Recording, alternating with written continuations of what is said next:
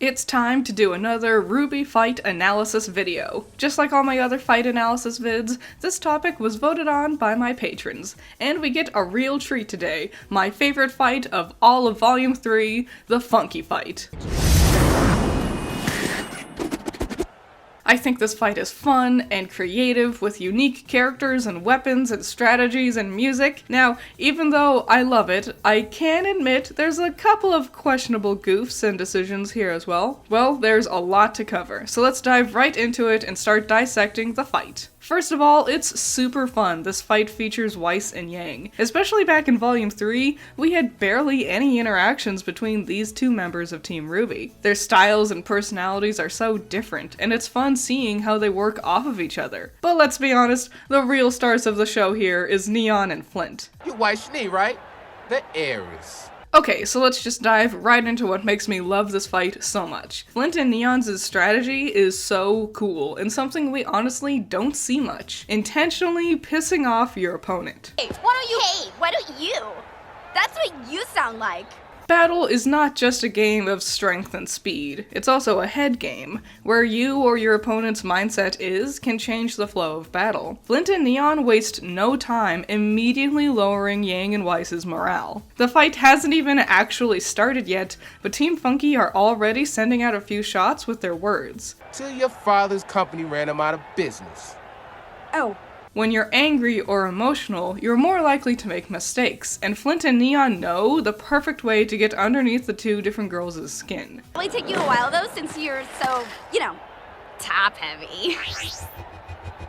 Excuse me? So once the match finally starts, Yang and Weiss are already off balance mentally, and Flint and Neon instantly take advantage of that, getting the girls to separate. Flint and Neon work together to push the girls apart, which makes sense, because in their last fight against Team Auburn, the girls were able to beat them thanks to their continual use of teamwork. Flint and Neon must know what they're up against, and are strategizing accordingly. Flint uses his trumpet to propel Neon forward, who pushes Yang away. Maybe if Weiss was better focused, she would have made a glyph for Yang too. One thing I will point out that might be a mistake, I'm not sure, is when Weiss uses her black glyphs to move forward, but technically her black glyphs have always been used to repel someone, while her white glyphs are the ones that are used to hold someone down. Flint once again gets the upper hand by stopping his note, which once again catches Weiss off guard, and stumbling right into his kick. Weiss gets the best faces when you pause at the right time. If we slow this down, we can actually see she had time to brace for the impact into the fire dust she crashes into. I just want to point out a general animation note, because it'll happen randomly throughout this whole fight, and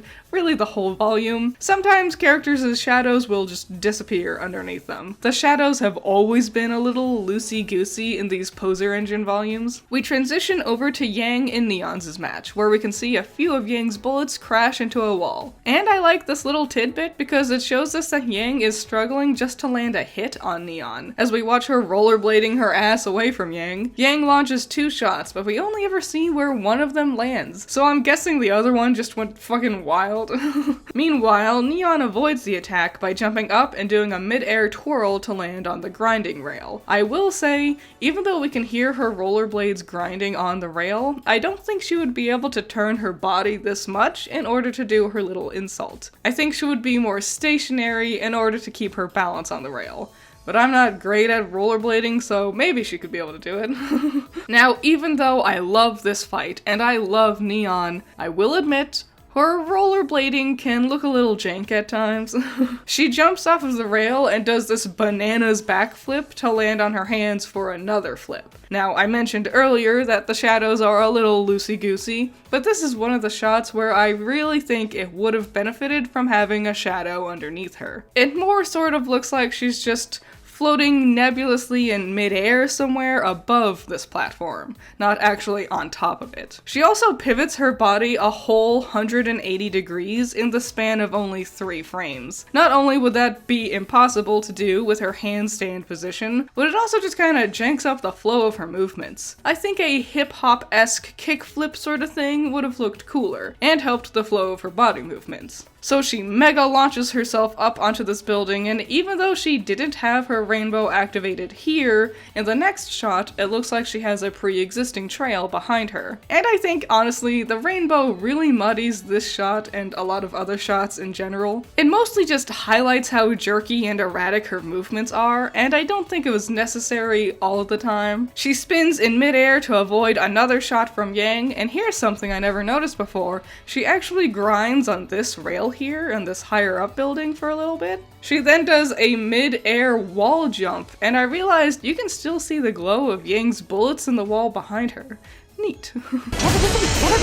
I wish more characters had a little mantra like this that they would say. I think it's cute and cool. Anyways, Neon avoids a couple more shots from Yang, and there's nothing much interesting to say about these shots, except there are times where you can really tell the characters aren't really standing on anything. Back in Poser, they just had to sort of generally imply the characters were making contact with the ground, and it shows. And I'm not sure why it's so noticeable with Neon, but I'm guessing it's because she doesn't use a conventional walk cycle. Something I love about Neon's strategy is she intentionally plays against Yang's strengths. Neon never lets herself get close enough to Yang, long enough where Yang could actually land a punch on her. So instead, Yang has to try to rely on her bullets, and let's be honest, it's not like Yang is a master marksman. She's also using shotgun rounds, which aren't exactly known for their accuracy. So Neon just keeps chipping away at her with her pod shots, while also keeping up the insults to throw Yang further off. Look, now you're bottom heavy too! You know, it's a series of frames like this that makes me really love doing these analysis videos. Yang just goes full-ass plank mode for like a few frames here.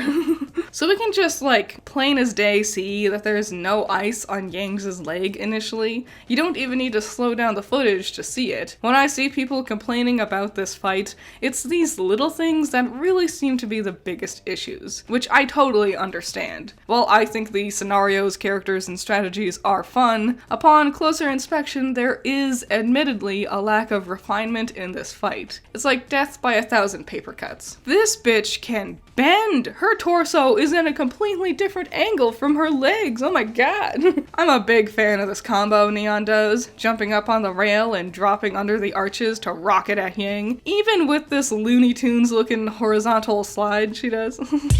Slide to the left! Just like, look at how fucking happy she is.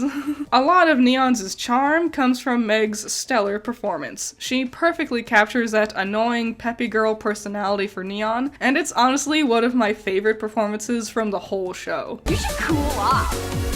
Get it? Because you're angry. Bouncing back over to Weiss and Flint. I love the scat version of the music here.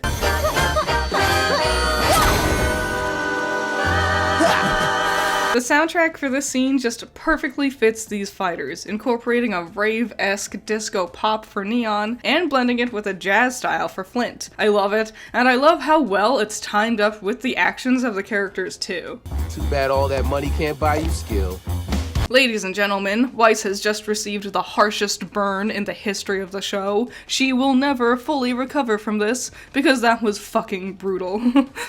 Weiss uses wind dust, which is honestly one of the least used dust types in the show, to counteract Flint's own wind dust from his trumpet. While stalemated, she takes this time to bring up a bunch of glyphs and starts using Neon's strategies against Flint. Never stay in one spot long enough for him to get a shot off, and just pepper him with pot shots. It's kind of hard to see in real time, especially with how translucent the ice can be, but what she's doing is jumping from one glyph to the next, and whichever glyph she jumps away from charges up a little ice chunk and shoots it out into Flint. And it's a really cool little combo. Another little animation mistake, when Flint steadies himself here, Weiss's glyphs have stopped moving. Usually there's a spin to them. I usually will harp on reaction shots during a fight, but I do think there's a time and place where they elevate the action. It's not like the characters should just stop in the middle of battle to say out loud how they feel. This little shot of Weiss looking worried is one of those good examples. She's realizing something's coming up that she's not prepared for,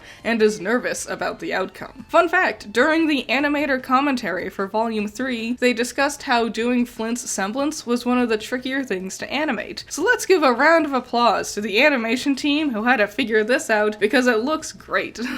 Bouncing back to reaction shots though, this Jean moment is like the perfect example of what not to do. Whoa. Why Jean? Why not Ruby or Blake? You know, Weiss's actual teammates. I don't think we really needed some audience member to go, whoa, anyways. Oobleck and Port already displayed how impressed they were with Flint's semblance. If you're gonna cut away from the combatants, there should be a good reason for it. Now, I hate to admit it, but from this point on, I think the fight goes a little downhill in terms of quality. All of those little things I mentioned before, like shadows or jerky animations or Weiss's glyphs, whatever. Honestly, I can easily forgive those little goofs like that. Those sorts of things don't bother me when I watch a fight. But this second half of the fight really unfortunately slows down a lot, and the characters start making some really stupidly questionable decisions. For example, we see Flint slowly, casually walking forward, but like, is Weiss down for the count? She just got pushed real far, and it didn't look like she had even taken that hard of a hit. Just got moved really far away from him. Why are you taking your time? We cut back to Neon, and man, slowing down this animation just makes me really appreciate how much of a glow up her rainbow got in the Maya engine. We see Weiss is knocked over, but like, she still has 40% HP. I don't know, it just sort of feels like she kinda gave up. I think a simple way to fix this whole thing would have been to just have her crash into another dust crystal, or maybe have her crash into some debris and she has to pull herself out from underneath it. You know, just a little something more than being tumbled away and just lying on the ground. Okay, but like, this is where it really gets dumb. Flint and Weiss can hear Yang and Neon's arguing, and he decides to just not hit Weiss. She still has 40 HP. Why are you ignoring her? You have her dead to rights. Just finish the job and then turn to Yang. And it's not like Neon was in need of your assistance or anything either. She was still doing laps around Yang. If they wanted to have Flint turn away from Weiss so she can get her moment to push him into the lava, then I think they should have had Yang actually grab hold of Neon. The last we saw of Yang was this. Shut up, shut up, shut up! It seems like she was charging up for a big hit, but then the next thing we see is just Yang standing around while Neon lazily skates around her. Kind of an anticlimactic moment. Not only undermining Yang's last moment we saw, but also hammers home how unnecessary it was for Flint to turn away from Weiss. I say, have Yang charge forward, and Neon stumbles a little bit, maybe even on some chunks of that dust crystal Weiss went crashing through earlier, allowing Yang just enough time to catch up and grab hold of Neon's arm or tail or something. Also, this would have been a little aha moment for Yang, realizing she needs to get Neon off balance in order to catch up with her. Then Flint realizes Neon is about to get haymakered by Yang, so he quickly turns away from Weiss to push Yang off of Neon with a trumpet blast. As Neon wrestles herself away from Yang, Weiss realizes this is her chance and dives forward, knocking over Flint. I think it would have flowed a lot better from a combat point of view without slowing everything down and having the characters arbitrarily decide to just ignore each other. Also, this little insult feels really lazy compared to the rest of them during this fight. You bet. Also, real talk, I've never liked this shot. I don't know, it just kind of feels lazy. Like there was a lot of build up for Yang's anger, then she just kind of stops emoting here, and her hair doesn't really work right with how it's modeled, and it's all just sort of meh. It's also hard to tell, but technically the ground has cracked underneath Yang here, but it's kinda hard to see from this angle. You do get a better look at it a little bit later though. Once again, we see Yang fire 2 shots, but only see one of them land. I do really like Yang's strategy of using her bullets to push herself closer to Flint, but a part of my brain does say that she shouldn't be able to hover in midair like that after jumping, but also, I'm dumb, and science was never really my strong suit, so I don't know, this could be totally accurate. If you're a smart science person, feel free to discuss the science of this in the comments. Wow, okay, guys, look what I found while slowing this down frame by frame. Okay, first, I was surprised that they actually had Yang switch entire sides of the screen between these 2 frames. But then, I was paying closer attention, and look! Have I taken my glasses off? Because it looks like I've got some double vision. I'm kidding, I don't actually get double vision when I take off my glasses. But yeah, this is insane. I don't think I've ever seen an animation goof where there's two of the same character literally right next to each other. It's only for this one frame too, it's bananas.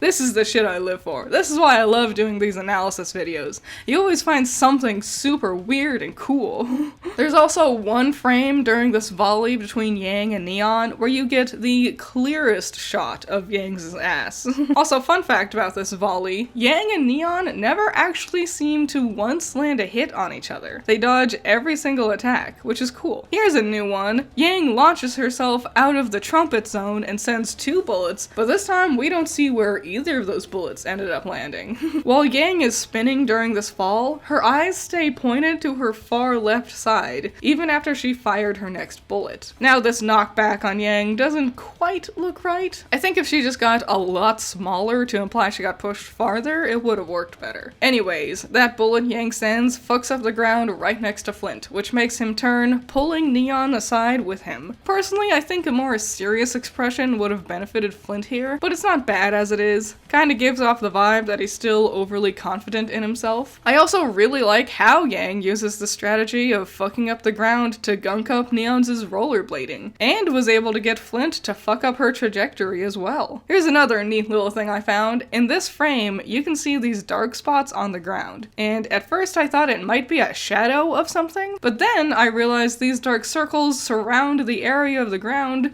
that gets blown up. It's extra interesting because you don't see this with the other shots where Yang blows up the ground, so I wonder what happened here. So Neon gets sent off kilter and stumbles into the geyser fields, and we see Yang landing on the center platform. After a running start, she launches herself up into the air, using her bullets to push herself through Flint's killer quartet. I will say, Yang screaming her ass off while tumbling through this rainbow tunnel of doom is one of the most iconic images of the whole show. I also just think it's cute and funny how Yang beats Flint by just plugging up his trumpet so it backfires on himself. It's wacky, clever little things like this that makes Ruby's fights fun. Then, the climax of the fight, where Neon full-ass trips and does a tuck and roll maneuver to try to save herself just to land on a geyser, lining up a perfect shot for Yang. So much fun. And that's the thing. Even though I have some gripes and there's some animation weirdness, this fight is just fun. It's a fun, charming little challenge for Weiss and Yang, and seeing them overcome their enemies is exciting. It's cool seeing Weiss decide to sacrifice herself to protect Yang. It's neat how Yang figured out a strategy that'll get Neon to slow down. On top of all that, there's a reason Team Funky became some of the most well-loved and memorable characters, even with their limited screen time and only a handful of lines of dialogue. Their characters and personalities were on full display, and they instantly became the type of character you love to hate. They're entertaining with their wit and their sass, but they also get underneath the heroes' skin enough where you want to see Weiss and Yang beat them. And it's all just fun! I would much rather have a fight with janky animation and mistakes, but has interesting, entertaining characters who do fun, creative moves, over a fight that's beautifully animated, but with boring-ass characters who use Snorville techniques. Weiss, are you okay? Don't worry, Yang. My fireproof mascara has protected me. I like that Team Funky are cool with them after the fight. I like to think that all their sass and insults were just a facade to rile up Weiss and Yang. Maybe Flint did have some resentment over the schneeze in his dad's dust shop, but I do think he respected Weiss for her sacrificing herself to save Yang. Hey, like, wanna see the ugliest animation in all of Ruby's Volume 3? Good job, you two. Yeah! Like, not only do they awkwardly morph into sitting positions and it just looks completely like shit, but halfway through, Blake's shadow also just disappears. It honestly cracks me up every single time I see this.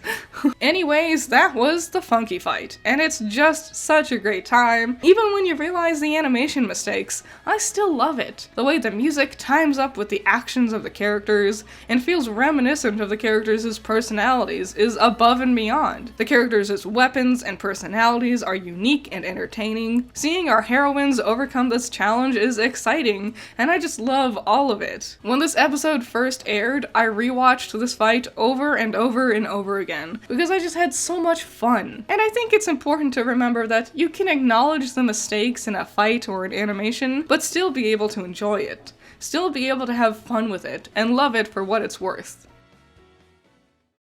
Shout out to my $10 patrons, you're all amazing. Nako, James Dodds, Cool Duck, Andrew, Ramiel, Valhalla Knight, Chamomile, G Extreme, Classy Critic, Trey Not Dre, Sunny Shy, Great Bar, Caleb Grimm, Pentamenta, Jake, Storm, Amber, Livid Aries, Hype Man, Luno the Evoker, Zero to Hero, Keith and Coleman, Isaiah Vane, Josh, and Joseph. So yeah, I hope you enjoyed this video. I had a ton of fun with it. I'm glad I got to do the funky fight. I love the funky fight so much. Let me know, what do you think about the funky fight and this video and the things I had to say? What's your favorite fight from the tournament from Volume 3? There are some good ones and some bad ones. Anyways, if I do this again, I will always have it be voted on by my patrons, and you could be any number patron, like it doesn't matter what tier it is, every single tier gets to vote. So if you want to make sure you get a vote on these in the future, become a patron, and I would really appreciate it, and you'd be really cool, and I'd appreciate it. So yeah, any and all thoughts and opinions, leave them in the comments below, and I'll see you in the next one. Bye bye.